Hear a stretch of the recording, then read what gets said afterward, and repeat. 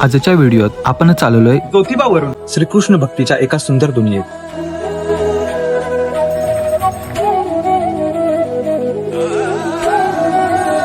जे की ज्योतिबा पासून 20 ते 22 किलोमीटर अंतरावर आहे। तुम्ही ज्योतिबा, महालक्ष्मी आणि रंकाळा पाहूनही जर इथे आला नाहीत तर कोल्हापूरचा सर्वात सुंदर आणि मनाला स्पर्श करणारा अनुभव काहीच अंतरावर अजून बाकी आहे।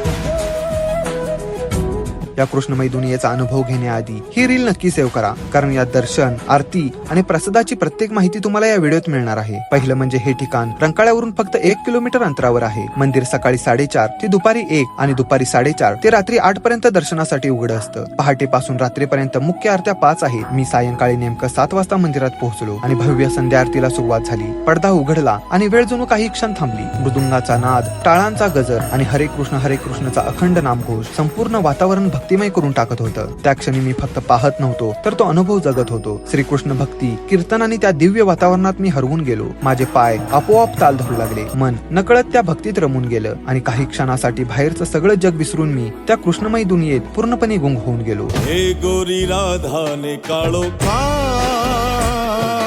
आरती झाली आणि गोड असा प्रसाद मिळाला। शांतता काय असते, भक्ती काय असते आणि मनाला खरा आनंद कशात मिळतो याची अनुभूती या एका आरतीने दिली। कोल्हापूर दर्शनासाठी आला असाल तर या ठिकाणी जायला विसरू नका।